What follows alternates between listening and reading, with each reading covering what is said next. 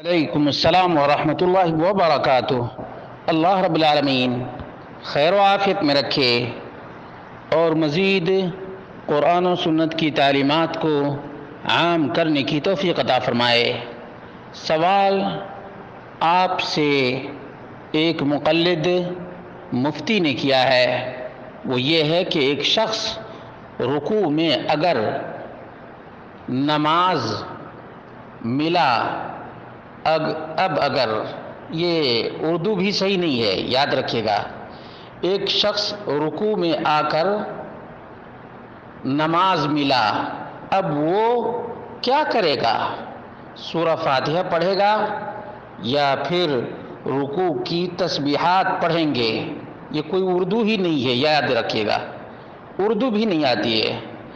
نیز ایک شخص بعد میں نماز میں شامل ہوا، اسی لیے امام صاحب کے ساتھ مل کر آمین کہنے کے بعد پھر سورہ فاتحہ پڑھے گا۔ یہ طریقہ قرآن و احادیث میں کہاں موجود ہے؟ تنبیہ: اصول فقہ، اصول حدیث، اصول تفسیر، اسماء الرجال، اصول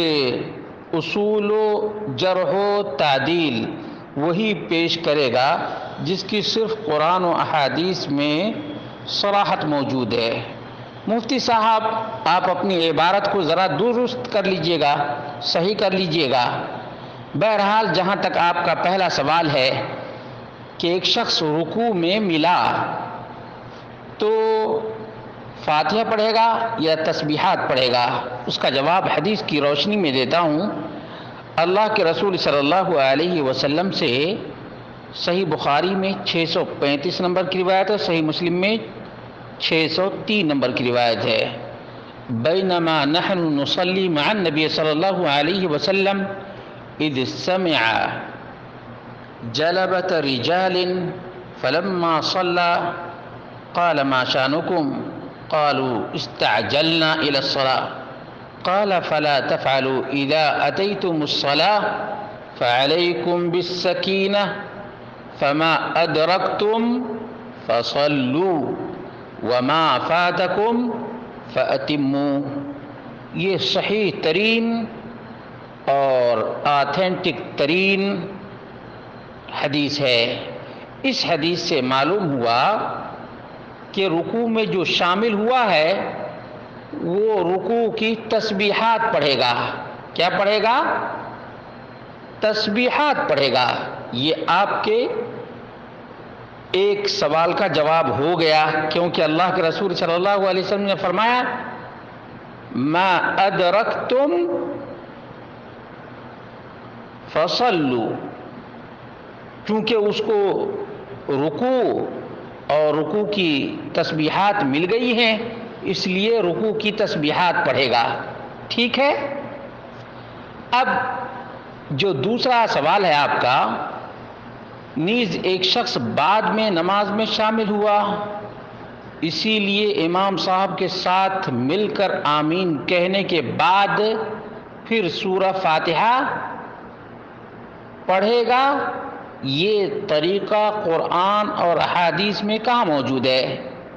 اس کا جواب بھی اسی حدیث میں موجود ہے کہ آدمی کو امام کے ساتھ آمین کہنے کا موقع مل گیا ہے، لیکن فاتحہ پڑھنے کا موقع نہیں ملا ہے، اس لیے کیا کرے گا؟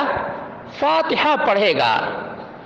اللہ کے رسول صلی اللہ علیہ وسلم نے فرمایا اذا سمعتم الاقامہ فامشوا الى الصلاة وعلیکم السکینة والوقار ولا تسرعوا فما ادرکتم فصلوا وما فاتکم فاتموا۔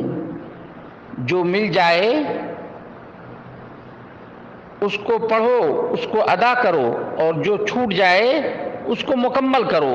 یہ صحیح بخاری کی 636 نمبر کی روایت ہے اور بخاری کے یہ الفاظ ہیں۔ مسلم میں یہ 602 نمبر کی روایت ہے۔ ان احادیث سے معلوم ہوا